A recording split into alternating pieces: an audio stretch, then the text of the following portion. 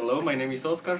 And my name is Alvaro, and the topic we choose is the present and future of the different energy sources. Okay, the first energy source that we found, of course, is the petroleum. This is the biggest one because it's around the 40% of our energy around the world. But there are other two highest sources of energy, like petroleum. There are no renewable energy, and include the natural gas and the coal. There's only a very small percentage of our energy that comes from renewable energy, such as the wood and water. For example, here in Guatemala, we can find the Chixoy hydroelectric. So the energy consumption is expected to increase more rapidly than domestic energy supply. Net imports will constitute the 35.1% of consumption in 2035, up from 20.5% in 2009.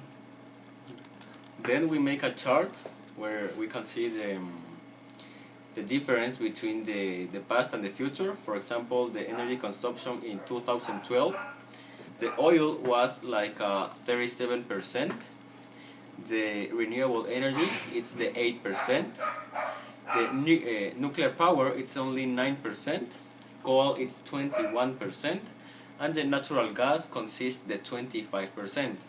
And on the second side, we can see the future of the energy consumption in 2035. The oil is going to be a little bit less, it's going to be only 32.5%. Renewables is going to be much more, it's going to be 16%. Nuclear power is going to stay the same with 9%. Coal is going to be a little bit less, 20%. And the natural gas is going to increase, it's going to be 26.5%.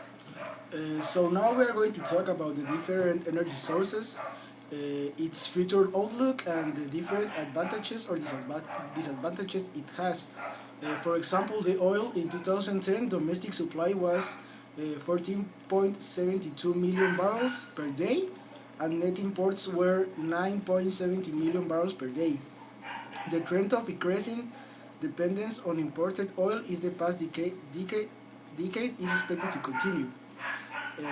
For example, some advantages is that approximately 72.1% of the petroleum in the world is used to transportation, and about 22.5% is used by the industrial sector. The second one, as we mentioned, is natural gas.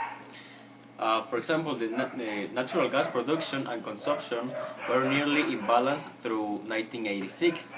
When consumption began to update production, imports of natural gas rose to meet requirements for the fuel.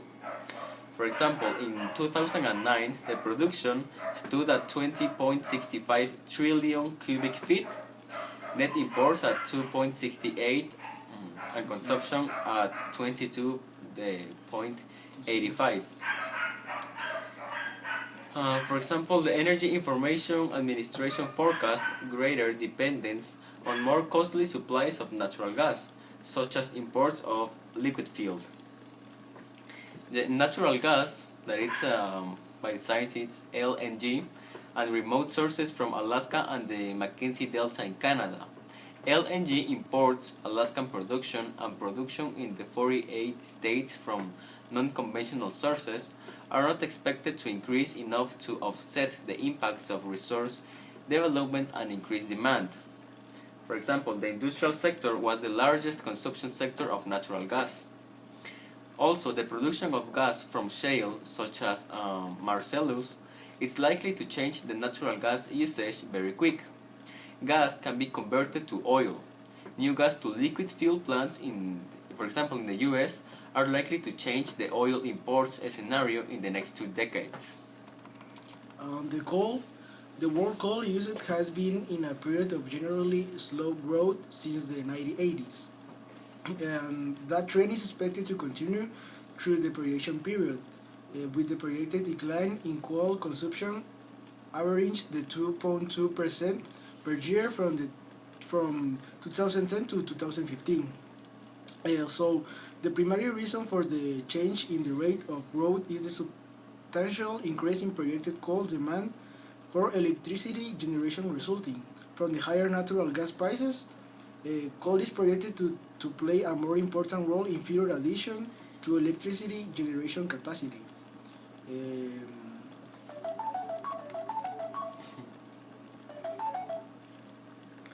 For example, there is also the vehicle fuel consumption. We can talk about 1960. The vehicle register for the fuel consumed that in million gallons is that 57,000 million gallons consumed in 1960. In 2010, it's 169,000 million gallons. We can also see the average fuel consumed per vehicle. In 1960 was 784, and in 2010 it's 678. So as we can see, from the past to these days, we are consuming much more, for example, of petroleum in this case, and so many other energy sources. The important thing is that we need to start consuming more of renewable energy instead of the non-renewable energy. So, in conclusion, world net electricity generation is projected to increase by 84% from the 19.1 trillion kilowatt-hours in 2008 to 25.5 trillion kilowatt-hours in 2020. So this is it. Thank you for your attention.